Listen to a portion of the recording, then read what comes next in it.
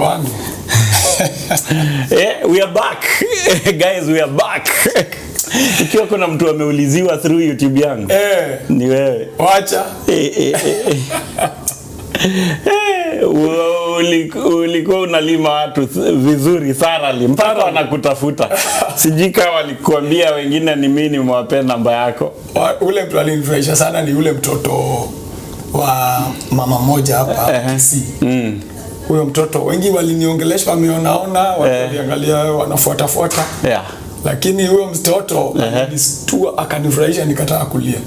Alikuwa ananirudia vile nilisema watu wasikule sausage. Nini iko ndani ya sausage? Nini ako katoika kwa mazeka kajafika 6.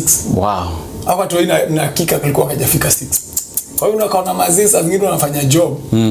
Wewe pengine unataka makasima kupigia nini unaona? Kumbe una change life. Unacheki sasa vile strategy kidogo mimi najua. Ukianza kuguza watoto kitu unabadilisha in a couple of years. Kabisa. Ukiguza watoto imeisha. Kuisha. Yes. Juao ndio wana Gen Z sisi juu tunakuza na majo. Gen Z walienda wanateko. Hiki tutachoma. Na akaamua. Na akachoma. I know. Walichoma. Oh my God. Nashukuru sana kwa Chinua Achebe. Things fall apart. But the center holds. Huyo ni writer mnoma. Na hii hata niambie what's up with this? Hii kitabu hata nilikuwa tunabeba tu ni kama tu kushare. Kwa sababu ni kitabu moja niko ina inspire sana. Huyu jamaa ana artist mmoja anaitwa Victor Ekpuk. Mwenye ameunda hii cover. Ni ametoka kwa community ambaye Chinua Achebe alikuwa ametoka. Inaitwa Igbo. Igbo walikuwa zamani sana. Miaka kama 500 600 huko nyuma. Kabla wazungu waingie. Walikuwa na script yao. Unajua wale Egyptians walikuwa meduneta na ilikuwa bado ni ile symbol. To birds. Hii ni very very similar. Lakini very independent of each other. Sasa hii ilikuwa ni kama secret, ni kama mechanic, ni secret society. Wewe ukipita hapo unaona object imewekwa hivi na nyingine imewekwa hivi. Wewe una shughuli lakini anajua hiyo symbol inasemaje. Inamaanisha it's a message. It's a message, na hizo ndio hivyo symbols. Kila message hizo symbols. We are not supposed to lose them. No.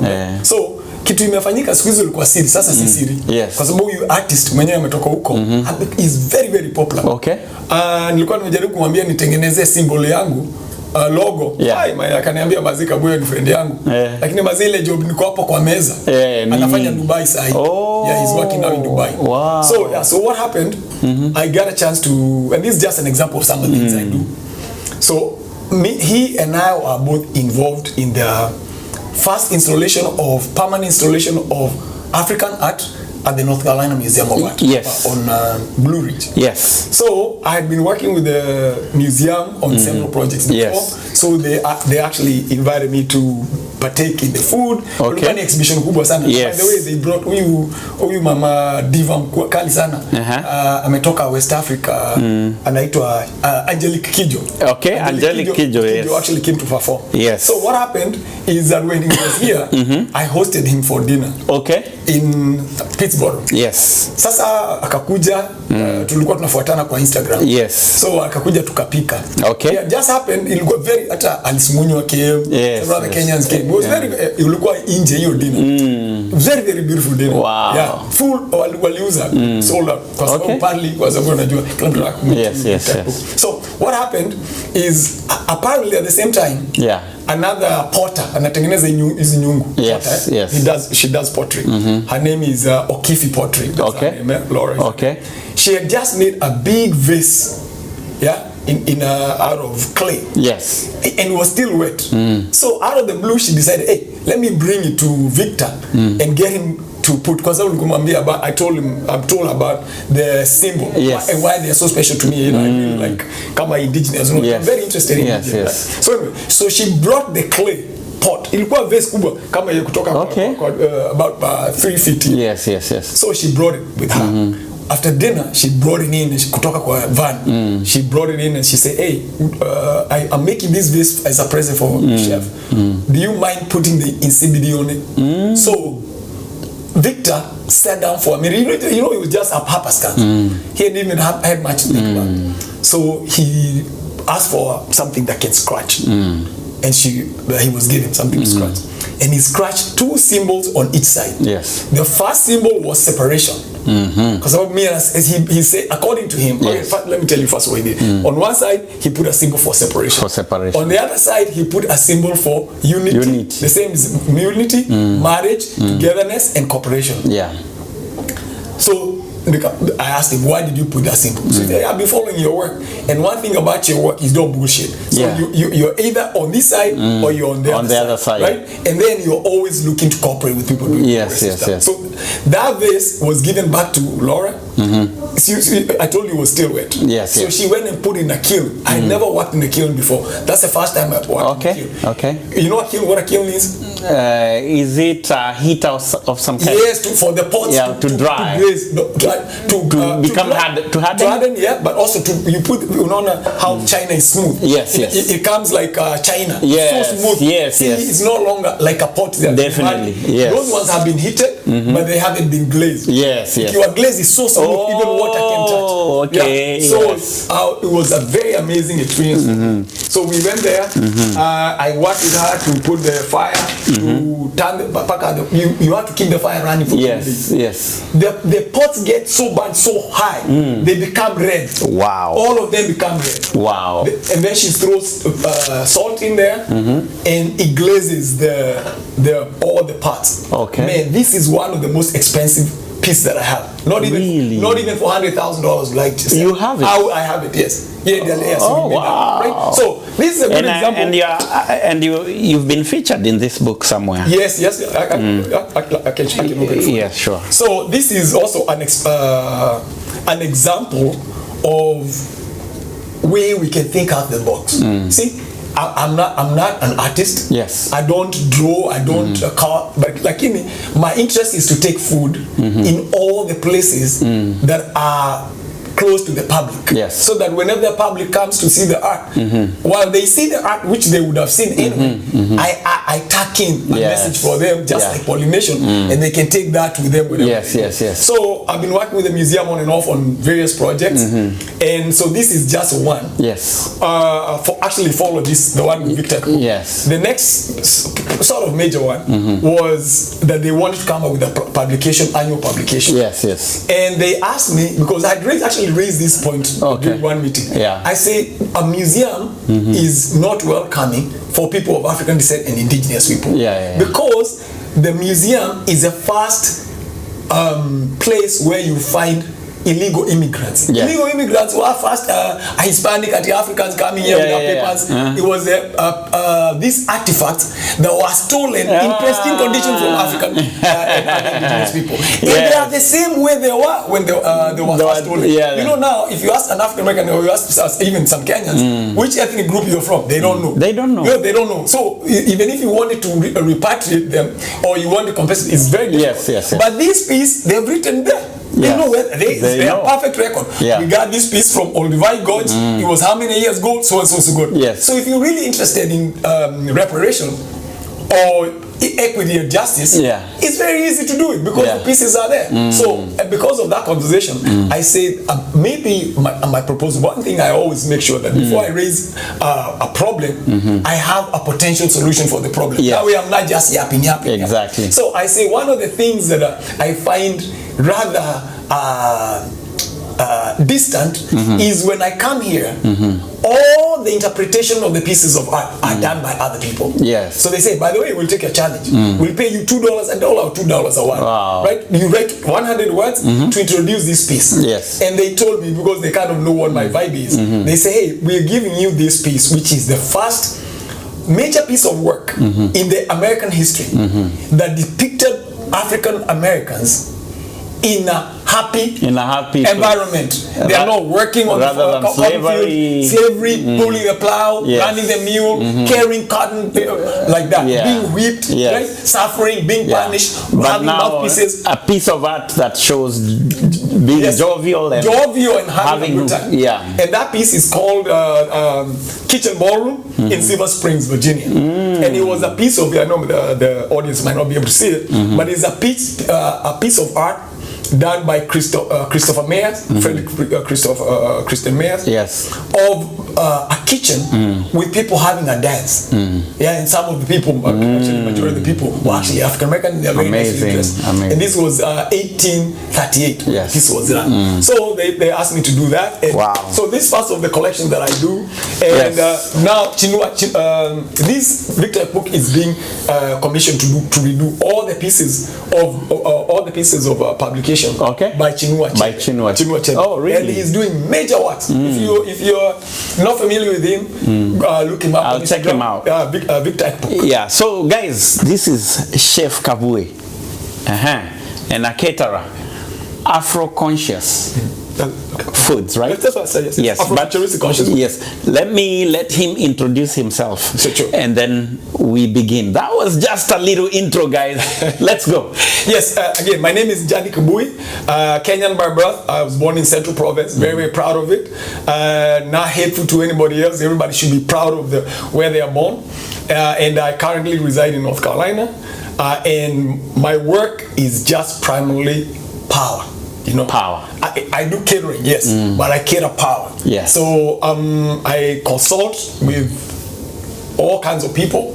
Some people high powerful people. I work with institutions of higher learning, universities, and museums. Those are primarily some of the people I work with. But I'm also a farmer.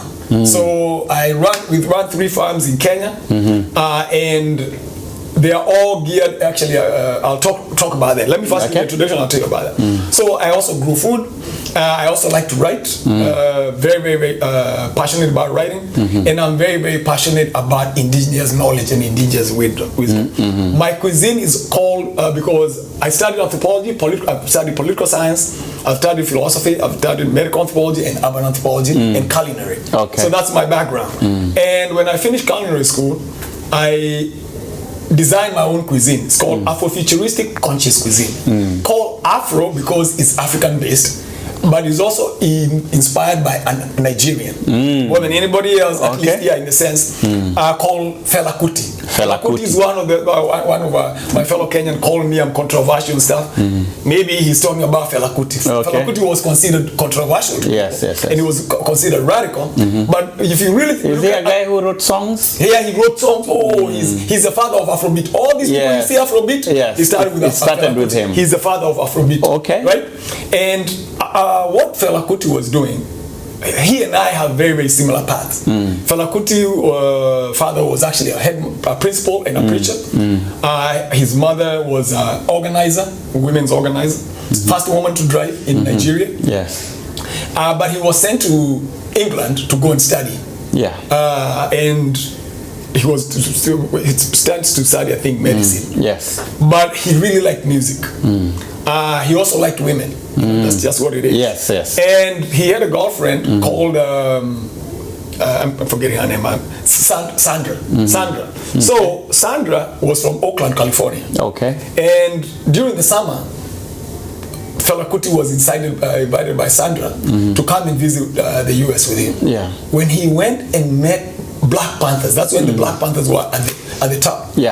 He decided to read about a little bit more about them, and that raised a very, very deep consciousness about being African, and that went really counter to some of the neo-colonial education his parents had, religion, Christianity, which are all Eurocentric, and he became, quote unquote, to a lot of people, a big rebel. But what he did, and the reason why I named my cuisine partly Afro, is because Fela Kuti started thinking as an African, independent of anybody else. And I have mad respect for him because Fela Kuti didn't just sing; he followed it by action. He lambasted all the corruption in Africa. Is that I didn't care. He didn't care whether you're Christian, you're Muslim. He said, all these people, man, all this is garbage. We are collecting from the West, and that is tying them to the old system, colonial system, that is perpetuating the same design. So Afro-futuristic, because my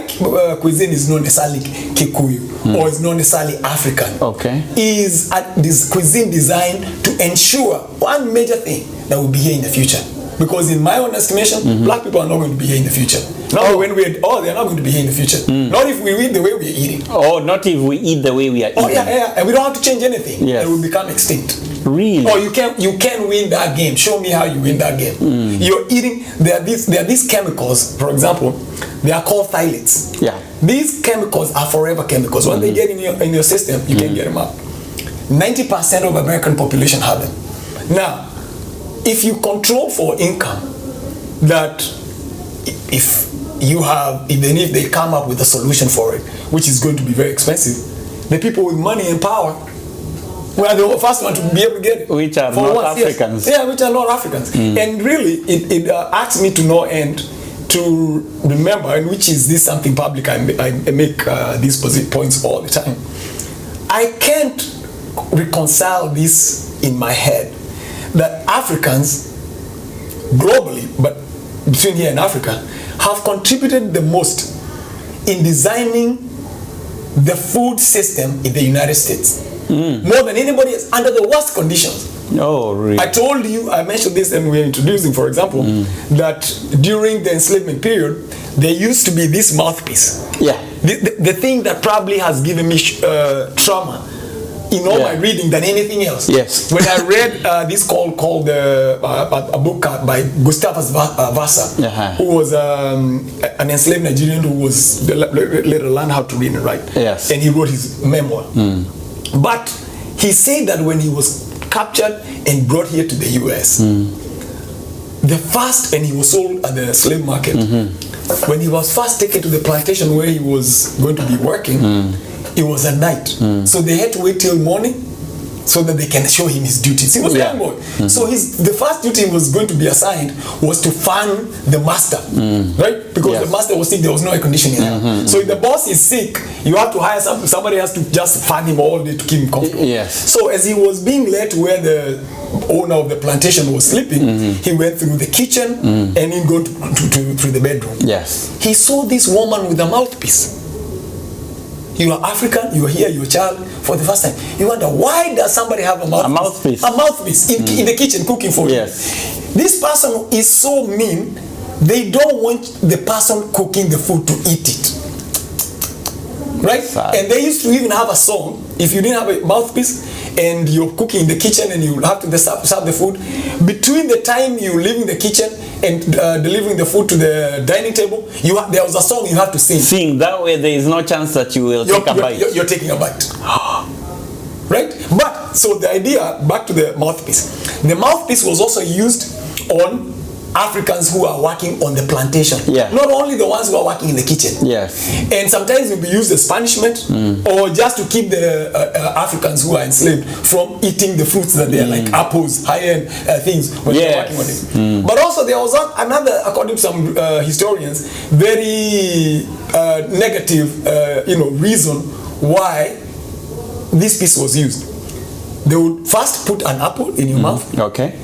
And then they will put the mouthpiece. And by the way, I'm talking about the mouthpiece that make sure that you're locked. You're locked. You can't eat anything. You can't even lift your jaw. Yeah, you can't eat your jaw. So if you can imagine having an apple in your mouth, and then you can't lift your jaw, so the saliva is constantly forming. Right? But the reason why some people think that was done is to discourage people who knew the language from transmitting the language to others, to their or children, conversing with other people. So the language was killed. So that's how language basically was died, right? So, but my point was this: if Africans have suffered like that, preparing food for other people, creating capital that build this country, and now when it comes to our turn, we don't know shit about food. We just eat whatever we find and we put. Anything. They even build the fast food chicken places around black neighborhoods. And black people are just happy to go and eat it. They eat it. Eat it like that. There's this, I think, one chicken, Popeye. But it came out with some kind of new recipe or something new. And I was shocked to see on Twitter how much it was trending. Right? It was trending. Now, when you think about how these animals are raised, the kind of chemicals they are putting on, called CAFOs, concentrated feeding operation, and that kind of thing. So, but my point is, all we have to do, these people, there's some people who are very vicious, have this game plan that all you have to do is just keep eating that way. And we'll not be here. We are not going to be here. On that one, I have no... For sure. Oh, I can take that to the bank. We'll be extinct. Oh, we'll become extinct. Right? And look at Africa now. Now, what are we going to do about our children? Because, like I was telling you earlier, I have my son, you have your daughter, and they'll have children. So our children may get something from us, and they'll respect the Africanism, the food, all that good stuff. And then their children come, and some of us guys are pushing our children to totally forget their heritage.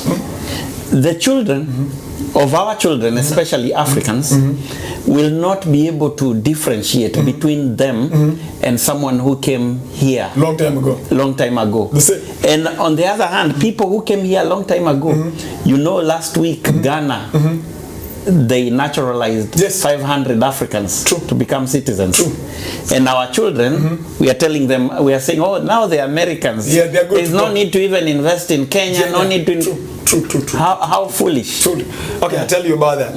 Okay, that's fast track slavery. That's fast track slavery. Okay. If you have just simple common sense about the history of the United States or the West, you know, during 1943, 1944, in Germany, the Jews were the ones who are doing better than anybody else. As a group. As a group. They were in everything. They were in the arts, they were in the classics, they were in professorship, they were in business.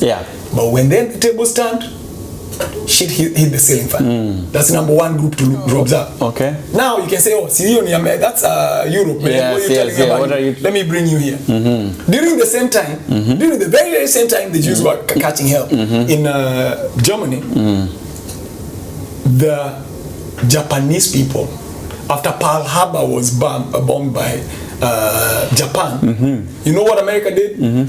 It called all people of Japanese ancestry, and they put them in concentration camps. Oh, really? Yes. They put them in concentration camps. A story somewhere. Yes. They put in. Do you know why they put? Because they say you could be an informer for the Japanese government. You can have certain kind of feelings or bias towards the Japan. Japan is a country that you could decide to take revenge or do something that's negative or aggressive toward the United States. So just for us to be sure, we're going to strip you of everything. Even the citizenship. Because you know in America you can't take a citizen and put them in a concession. That's against the constitution of the United States. So that's what they did. They put them there. So anybody who wants to be ignorant enough to think that simply because you have a paper that was naturalized here, that you are safe. No, you're not. You are safe. That's a dreamer. And that's fast track to slavery. Wow. I can tell you this. Again, I'll have to say that one more time. When I met my Kenyan friend, he remembered me being controversial. And I wanted to stop him by, but we have time to say, tell me one thing that I say is controversial that I don't back. I don't just yap up. You give out a good backup. I give out facts. And I can say that, or I can look at my track record. Most of the people I work with are universities. Those are some of the people we should know the most. If I'm selling bullshit. Okay, so then why? Because you work with the universities. Most of it very highly intellectual people. Here I just did two events with two universities in Germany last week and the like. But the point is that when you have people who are so homogenized in just thinking one way, designed by other people, and they have the yellow line, man, if you this is a broken line and you go so far, this is the solid line. They can't go on the other side. Can't go on the other. That's somebody who is really homogenized and thinking on only one set of mind. But so the idea is, for me, I make very, very independent decisions. I have free of my own. I'm not religious, I'm not a Christian, I'm not a Muslim, I'm not interested in being that. I'm only interested in being one thing. The best African I can possibly be. That's how I wake up in the morning. That's how I talk to my children. How can I be the best African I can be in the time in which we live, relative to the political reality in which we live? Not what somebody else tell me, that I'll die and I'll go somewhere. I'm not interested in going there. My grandmother had that story. She died. She didn't go anywhere. She never came back to come and get us so that we can get out the hell that we're catching here. So I'm not interested in that. And the height of stupidity is to keep doing the same thing and expecting different results. So for me, I went a different path. So, but I want to say that so that one of the reasons why I do some of the things I do is because I have a commitment that's so strong I cannot betray. I have a commitment to my children. My children will never have another father as long as they live. Their father. I could wish I didn't have them. They can wish they weren't born, but that's the reality. That life is one thing. You can either die, but you can't go back. You can either go by, but you can go backwards. So I have a commitment to them, and the commitment I have is not one out of choice. It's one informed by the reality in which we live. Now I know that one of the platforms or one of the tickets that is people will take, you have an airline ticket, first class, second class. The ticket that will take many people out of here is the food they eat. So the one thing that I have to make sure through fire or praise or anything is to make sure that my children don't fall trap to the food trickery. So I have to make sure that I hang around. And especially when they go to their friends. It's a birthday. Trash. Cake. Pizza. We don't eat that. So I always have to guard that. Number two, I have to make sure that for once we make sure that what I told you earlier about the mouthpiece, we don't walk around here thinking that we are free, but we have mental mouthpieces. That my children will not understand their language, they will not be able to read, and they will not be able to speak. Before I leave this planet, I have to make sure that my children know how to eat, they know how to speak, how to understand their language, and they have very, very, very clear perceptions about reality. That they are not caught up, they belong to this denomination or that denomination that makes people divide. So for me and my children, we go in, whatever you invite, we come. But we come as Africans. I'm not interested and I'm so if you're invited by some pastor, come and celebrate with us this. They come but you go as Africans. Because you got to be African. When I go and they start praying, I just stand. I just sit. I'll never close my eyes. Black people have been suffered too much, so I don't close my eyes. When everybody, I stay open. Just in case something. There's a not to sidetrack. There's a freedom fighter, I think from Mozambique. He was one like General Kemadi. Who was leading the struggle. So he was a Catholic. He kneeled down to pray. He got taken out like that. So I'm not going out like that, man. I already learned out.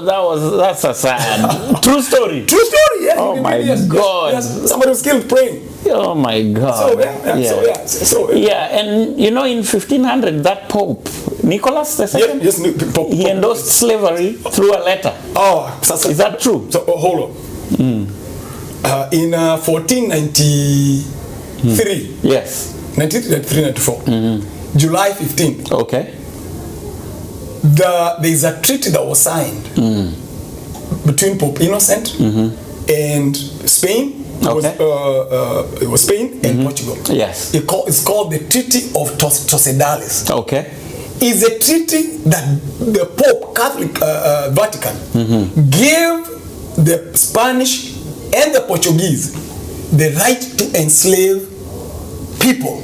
My goodness. If they don't convert to Catholicism, turn them into slaves. Oh my God! It's in the treaties. Don't take my word. God, yes, it's right? there. So why did they sign this treaty? Because this is something that actually I'm glad you brought it up, because this is something that I'm sure I doubt a lot of our people understand. You see, for a long time in Europe, the Pope was above the king, because he is theoretically till to this day, he's the representative of God on earth. Yeah. So he's the assistant. He speaks the word of God. Yeah, he's like a representative of God. So even if no king for a long time could be a king before the Pope put them in that position, or puts the kingly crown. The crown of yes.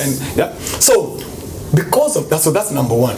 So what that means, number two, is that all the lands here in this world belong to the Pope.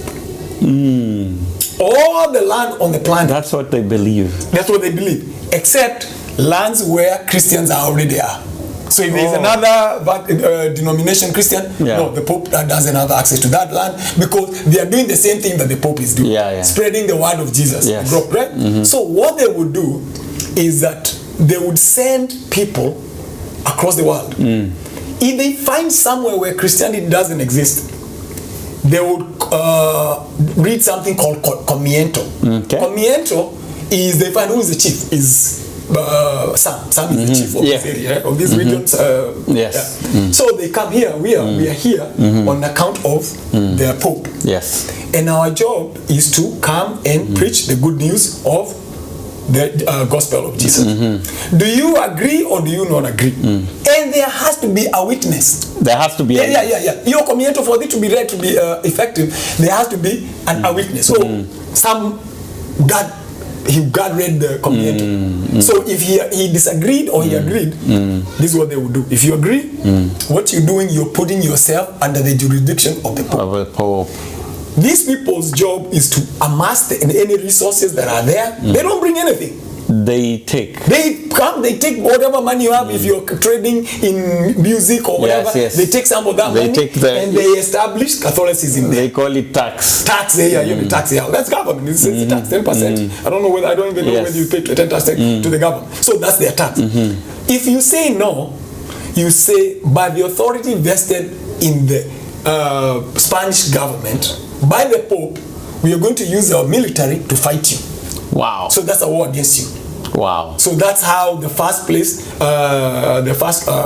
American community in the Americas was taken. They read the comiento. They say they agreed. They were turned into slaves. They started mining gold so that it can be sold and all that stuff. So that's how the comiento worked.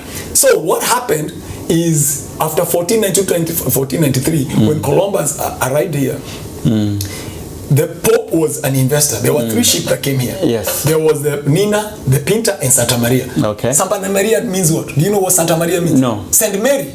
Oh. Santa Maria. Saint Mary. Yeah, Saint Mary. Saint Mary, the ship Saint Mary, was an investment of the Pope at that time. Oh my God. So their goal was to get an investment. They would get converts. Do you know the region with the most Catholics in the world?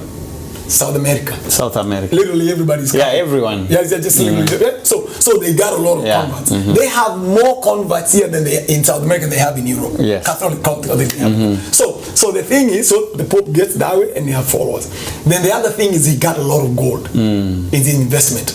There's actually a cathedral in Spain that has used is beautiful.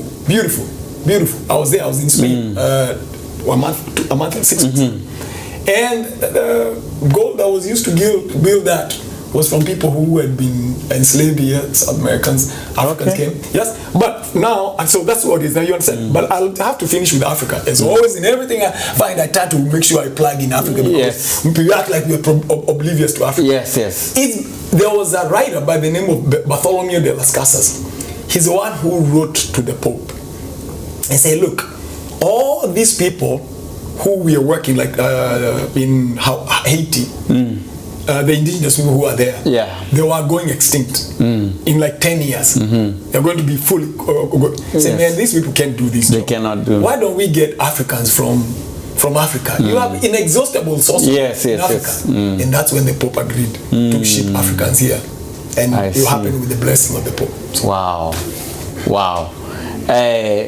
So, what can we do for our children to survive this, our children's children? Okay. Because I told you earlier, these kids will come and spit in our graves when our grandchildren. You're going too far. Okay. Man, you will not die.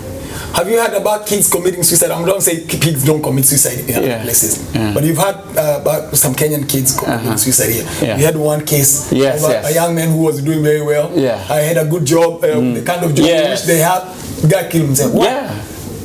Obviously, there can be a sickness, I understand. But let me tell you, when you are not grounded, and I'm not trying to make our people look less, I'm just telling you what the truth is. And I'm not saying that doesn't happen in other communities. But the other communities, you don't hear that nearly as much. See? It's just about game of numbers. You know, we talked about extinction. Extinction, if everybody's dying, say everybody died. All people community die. But if we are dying 10 times quicker than everybody else, we'll die way early. We'll get finished. Very quickly.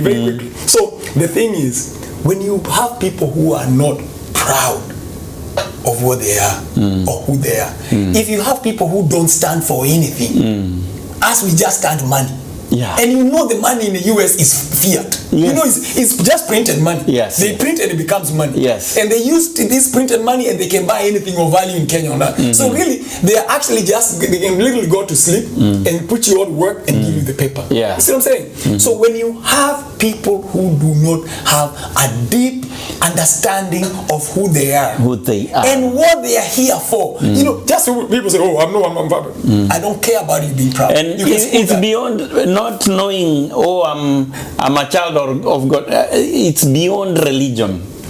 Way beyond religion. Let me tell you. Because people think that their identity is governed by a religion. That's business. That's business. That's business. You know that happened in Kenya. And I've been warning against, if I go to any political rally and somebody say, God is good, I just leave. I don't want to know about God. I didn't come here for God. Politics is nothing about power. And the last thing you want, if you are hungry and starving and about to die, and you go to a dinner, and people say, let's go swimming. Oh, by the way, let's go to the park. That's nonsense. Let's go to the zoo. My friend, I'm dying. You're telling me I'm starving. You're telling me what do I need to do? So look at the situation of black people across the globe. Across the globe. And tell me that we have time to wait for people to set the agenda for us. So I say, for me, I'm always interested in power. And that's why I give you very, very, very solid evidence of small things. And these are very small things. Minute things.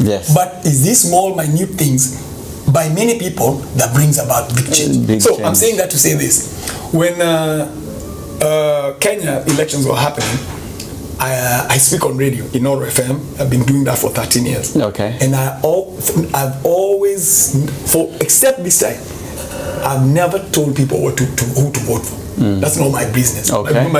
My business as a Kenyan who is in the standing that I have is to share information that other people might not be privy to. You know, because for whatever reason they might be. So I always get on radio for free. I don't get paid. And I've never made a penny. And I'll stop doing anything I do with my children with anybody else because I have to also teach my children sacrifice. People say your children are suffering. You think they're going to have a good time here? If I don't show them suffering now, and then what are they going to do? They're going to kill themselves. They will. They don't have to put up with anything, right? So sometimes we try to lie to. We actually set our children for failure when we don't show them sacrifice and what it take for us to change. So I'm saying all that to say that I always caution people on Inoro and every other forum. I said, please don't mix religion with politics because those are two very, very different things.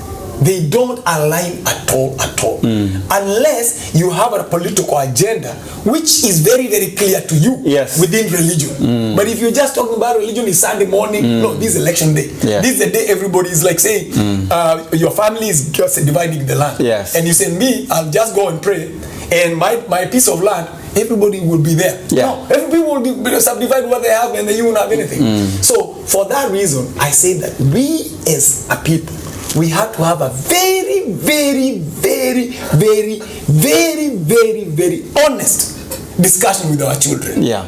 That way we are not selling them for failure. Yeah. This is the reality. Don't think I have money I don't have. Don't think we have status here we don't have. Don't think we are from here. We came from somewhere. We came from somewhere. And that can be both a curse or it can be a blessing. A blessing. You can have identity here. You can have an identity in Kenya. You can live here if you choose. You can go to Kenya if you choose. You know, and you explain to them. Some people go to Kenya from here and they have a problem staying there getting papers. Some people come from Kenya, they come here, they have a problem staying here because they don't have papers.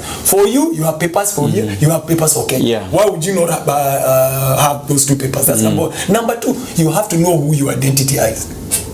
You have to be very clear about who you are. For me, I'm very clear. That's why some people I don't even cross paths because I'm very, very clear on where I'm going. Yes. I don't just go with the bus that comes. No. And even if I'm in any bus and it doesn't work for me, I'm the first one to say, man, brother Sam, it was great. It was great stuff. Yes. But now from tomorrow, man, you know, I'll have to excuse myself. Yeah. But if you have somebody else who can come and take my place, I'll really appreciate it. If you want me to hold for a few days before you get somebody else, I'll respect. Yes. Let's do that. Yes. So that kind of thing. So I'm saying all that to say that in my view, our children, we are not going to get to our grade before these children disrespect us. And because we have to. Yes. Wow. Yes. I'm even going too far. Now I see what you mean by saying we are going too far. Oh, look, let me tell you. Let me tell you. You have a child, I have a child. Yes.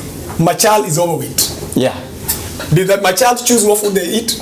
They don't choose. They don't choose. Yeah. They eat We the food choose. We choose the food they eat. Yes. If you take them to any party, whether it's Kenyan or any other, and they're selling bullshit food, and you let them eat, is that the child's responsibility? No. Now the child is overweight. Okay. It is us they will come after. Now, wait for a minute. Just okay. They have a very low esteem about themselves. Because if I'm a girl or I'm a boy, nobody wants to talk to me. We have to live in the reality these girls are, these children are. Yeah. You are once a young man, you are a teenager, and you are very interested in girls, just like everybody should. Like everyone. Yeah, and girls are very interested in boys. And these boys or girls, they look past your daughter or son. They are not even in competition. Yeah, totally. They are not in competition. They are not in competition. Okay. What do you think once they realize that you are the one who is to blame? They will see. Wow. What are they going to think about you? What are they going to? They go to Kenya. Grandmother say, "Kaire tu akwa." Dad, I don't understand this. Yes. The grandmother comes here. She's not feeling well. She's in the house. She say, "Kaire tu akwa negereria mai." Shosho is doing some funny moves. Oh my. So and she will die. She will die when you're right there. I say, pass me my medicine. I can inhale. Pass me my inhaler in my bedroom. So she will die. Yeah, she will die. She will die. Because we never took responsibility. We are bullshitting, man. We are busy trying to integrate with other people, and I have mad respect. You know what? And save so much, and we are not even there in the lives of our children. Yes, I have friends across the racial things. I don't say that I only want to be. I only take my children to one place where there is something they can learn. Yeah. But the identity is my business. That's my business. The identity, the language, that's my business. In terms of the exposure and how they relate to other people, I take them out there anywhere I can take them. Yes. Right? But to say that my children will come and spin my grave, that would be erroneous, my friend. You know I care about you. Yes. But I would not say that. Yes. Because you're saying the problem is so far. Yes. I have so much. And I'm cool right now until when I die. That's when my daughter will wake up and say, okay, and now all the hate I have, all the anger I have, now show me where my father is buried. Right now, tomorrow. And this is very, very, very difficult time we're living in. Because I was also imagining our children, one day they wake up and they're like, our fellow African Americans, they already went back to Africa. True. Me, my grandfather came from Africa. Yes. My fellow African Americans now own the whole of Africa. True. And other people. True. And I own nothing. Yes. And they realize, these guys, They came from Africa a long time ago. True. Me? True. Only one generation ago. And we are done. And we're done. Do you know when slavery ended? By the way, you might not be. You might be aware of this already. Yeah. Just in case. Maybe when slavery, somebody listen. When slavery ended, some people whose family members have been sold just prior to the end of physical slavery, spent their whole lives, didn't do anything else. They died looking for their loved ones. Wow. Yes, that's historical fact, I'm telling you. Wow. And you're going by, he was in Tennessee. When he was there, you go to Tennessee, he was sold to South Carolina. Aye. When he was at the plantation, now he's in the island. Yes. Tupelo Island, Sapelo Island. Keep looking. Somebody dies until you die. Oh my God. And now we know what our home is. Right? We know our home. Some people died. They died before they did anything. They didn't enjoy the fruits of liberation, or emancipation. And right now, some of them are going to Africa. They don't even know that's where they came from, but they go and they're claiming it. They don't care. They're like, I'm back home. They don't care. Because there is a facade that I think we have, and I'm not being critical. I'm just being very, very honest with the reality on the ground. Yeah. You see, everything. Sam has a price. If I come and want this building, I have to pay rent in this building. Yeah. Because it's somebody who did a lot of work. Yes, true. The reason why a lot of us are having jobs and opportunities like you and I, and I'm very honest about this, and I recognize this, and I'm the first one to anytime I'm given opportunity to speak. Yes. To recognize that fact is that because of the work of a lot of African Americans. A lot of them were killed, a lot of them were beaten by dogs, a lot of them were locked up, a lot of them were fired, a lot of them were blackballed, like Malcolm X's son. Malcolm X's dad was killed on the railway. Oh, right? Really? Yeah. So all this suffering, man, these people have suffered so that we can have the few rights we enjoy. And then now, you're telling me now we come here. Our job is just to enjoy. The land is there, the rights are there, we can go to work, we can go to school, we can get scholarships and all, you're good. You don't think you have any work, you have any responsibility to do any work. And if you do that, you don't think these people will be mad that you guys are coming and enjoying the rights for the work that we did. We did. I will not be surprised, and I'm saying this with all honesty. I wouldn't want somebody to come to Kenya and enjoy all the rights when we are standing on the side of the road. And people say, these guys don't want to work. Because we are mad when Chinese come and they start ruling us. So why do we think this place is different? So for me, I'm always very, very clear. And I'm always very eager to collaborate and to support and to work in conjunction. There's one of the top food activist in this country. Is Malik Yakini. He's from Detroit. Okay. Very, very good brother. Very honest, very respectable. Okay. Highly, highly, highly regarded. Yeah. Every time I go to Michigan, I have to pay him homage. And he stops what he's doing. He comes pick me up from the airport. Especially I've worked with the University of Michigan several times. Every time I go, Malik, I spend some time with Malik. That's how I get a chance to learn. Right? And you work with these other people. But I can't just be in my own silo and say, I'm working with white institution. I'm cool. No. I have to do the work. And when by the way, for the record, when I work with some of these universities, if they have African students, I say, I want us to talk to Africans without anybody else in the room. Only one exception have I let the professors come in. I don't even let the professors come in. Okay. Because I want to tell them exactly what I wish somebody told me when I was in school. If I think in my head that somebody say screw more, okay, I want to say that because that's what I think. Without anybody else. And they are smart, they're intelligent, they'll use. If the African Americans and African Americans say, hey, I only want to talk to black students, African and African Americans, and we talk, and I distinguish very clearly. The issues of African Americans are very different from the issues of African. African Americans have papers, they live here. Africans just came here maybe last year, and you're thinking that no. I disabuse them from all that high imaginary ideas that they have, and I tell them what the ground truly looks like. That's it. Wow, you mentioned that you've never campaigned for anyone or until this time round. Yes. What did you mean? Oh, yeah. So I say that in Kenya, I never made hardly any comment about the American election. I'll tell you why. But I'll tell you Kenya first. The last interview I did was during the until the elections of the American elections was right before the elections, and I broke protocol. I've never done that before. Okay. But I asked again. If you ask me something, I'll yes. say. So I say that if it was up to me, I would ask. I hope. I never told people to do it. I would hope that Ruto will become president.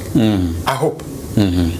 And people, as a strategy, I'm sorry, I take that back. For anybody who heard me, I say, as a strategy, if I was voting, I'll vote for Ruto. Yeah. And tell everybody to put the pot in their head. Because he will steal everything that's not pinned to the ground. But, for good reason. Because he will expose the lies of a lot of people, including the church. And that's what has happened. That's what happened. Oh my God. That's what I said. Let him steal. Let him steal the apple if you want. But leave the intelligence. For all the while, not to cut you short, and I finish. I say my goal, as I said, is to raise the consciousness of the people. Yeah. I'm not interested in politicians. Politicians, I know them. Yes. If you don't know politicians, then you must be out of your head. Yes. Politicians are the same game. They are the masters of us. They have mastered our behaviors. They know what is like somebody, a crackhead. You know, if you just throw crack at him, they do anything. They'll do anything. Right? So that's how they've mastered us, and that's what you rule. That's why it's called politics. Yes. Siasa. Siasa. Yeah? So serikali, inaitwa serikali, very big secret. So what happened is that my goal is always to raise the consciousness of the people so that they can be able to see through the lies that they are being told. Yes. So every time our politicians come and they act like you're in the same Bwana Sifiwe, praise God, God is good all the time. Does he what do you think he thinks when he's stealing and selling the airport? Does he think God is good sometime, even a minute of the time, a second of the time? Oh my God. This fool doesn't think anything about God.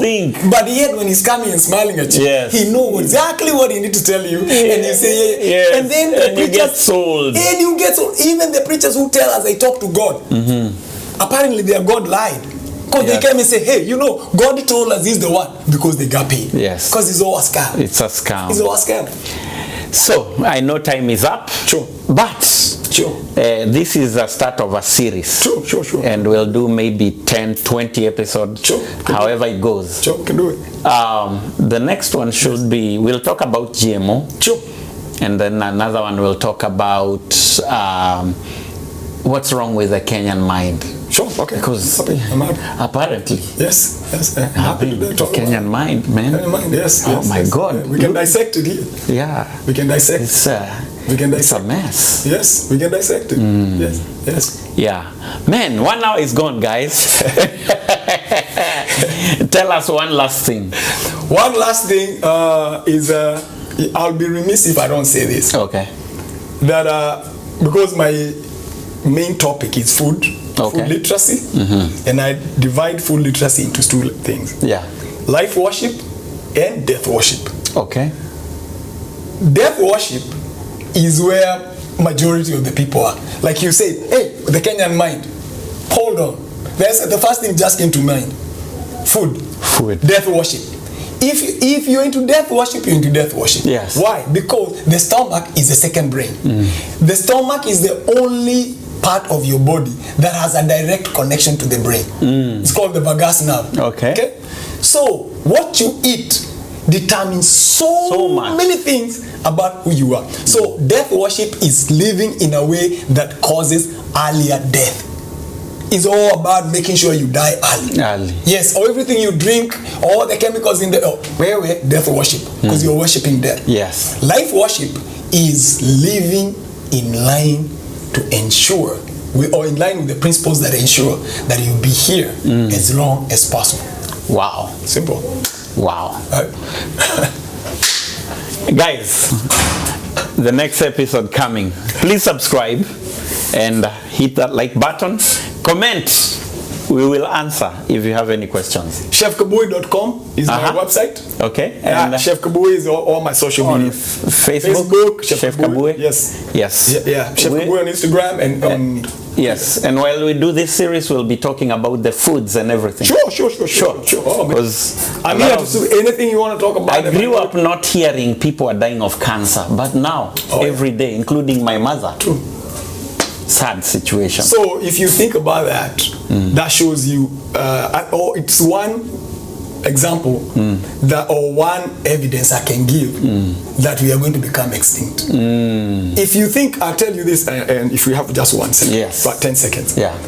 When I lived in Kenya for 20 years, I only attended 2 funerals. Nobody else in my close family died. All my cousins died after I left. Yes. One of them died. I didn't go. Me too, by the way. Yeah, 3 or 4 people died during my 20 years, or at least when I was mature enough to remember. Right? For like 15 period, 10, 12 period, only 4 people died. Now, right, left. Think about it. Kenyans will come together and give money for a funeral. I said, let me teach you a class, right? So you don't have to invest in death. I'm giving you an example of death worship. That people can keep $50,000. $50,000 to set a dead body home. We have children here. We don't have an institution. None. We don't have a farm. We can't grow food together. And I'm saying any institution. I don't care. Not even churches that are saying they're churches, right? And you know why? Especially I'm talking churches there because that's something I should talk the least because I'm not there. But I'm just making social commentary. Yes. And by the way, I've been the first place I was invited to speak was in a church. I'll tell you about that next time. But the church, I always have a very good time talking to the people in church because they are the easiest for me to address. Okay. When it comes to food. Why? Because the food the Bible is the foodiest book ever. Why? Because it starts with a God who created a man and a woman and told them, guess what he told? The first rule is don't eat. Don't eat this. So what are you telling me, a Christian? And then learn very much from the Bible. When they ate, what did he do?